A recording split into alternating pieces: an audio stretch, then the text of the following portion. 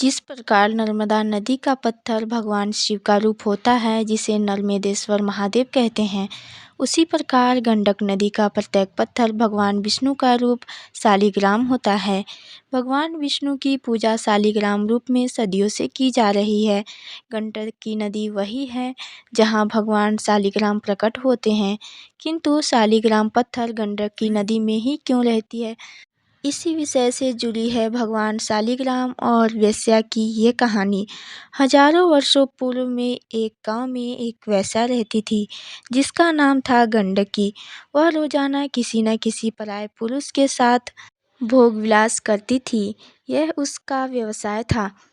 एक दिन उस गांव में एक संत आए। उन्होंने उस गांव वालों को अपने उपदेशों से कल्याण किया।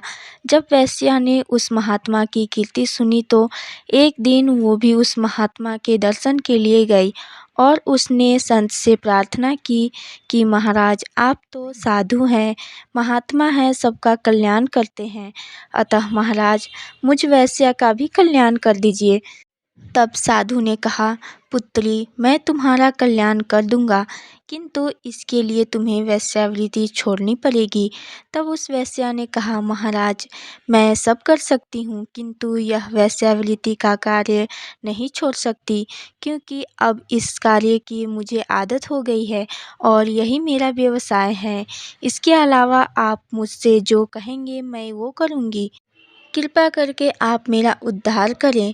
तब उस साधु ने कहा कि ठीक है, आज के बाद तुम्हारे पास जो पुरुष आएगा उसको तुम अपना पति परमेश्वर मानकर उसकी सेवा करना, तुम्हारा उद्धार हो जाएगा। उसके बाद से गंडकी के पास जो पुरुष आता उसको वह अपना पति मानकर उसकी खूब सेवा सत्कार करती। गंडकी के द्वारा किए गए इस कार्य को भगवान विष्णु देख रहे थे।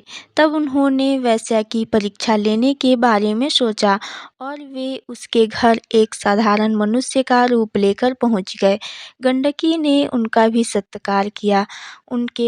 उसने उन्हें अपना पति मानकर पूरे मन से सेवा की। भगवान विष्णु गंडकी की सेवा देख रहे थे, उसकी लगन देख रहे थे कि वह एक पत्नी की भांति कितनी सेवा कर रही है।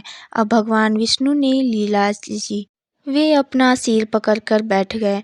तब गंडकी घबरा गई।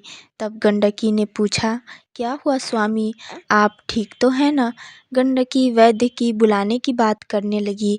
तब भगवान ने मना कर दिया और उन्होंने मरने की लीला रची। गंडकी रोने लगी। तब गंडकी उस पुरुष को अपना पति मानते हुए उसके साथ सती होने का सोचा। तब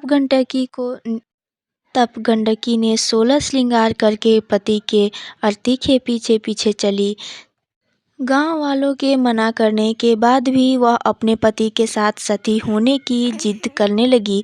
गंडकी अपने पति के साथ उस चिता पर बैठ गई और वह मन ही मन भगवान विष्णु से प्रार्थना की कि हे प्रभु, मैंने उस महात्मा की बात मानकर कभी भी अपने पति के सिवा किसी दूसरे पुरुष के बारे में न सोचा हो तो इस चिता में स्वयं ही आग लग जाए। तब भगवान विष्णु ने देखा कि गंडकी तो उन्हें ही याद कर रही है और उनसे ही प्रार्थना कर रही है, तो उन्होंने चमत्कार दिखाया और गंडकी की परीक्षा हेतु चिता में आग उत्पन्न कर दी।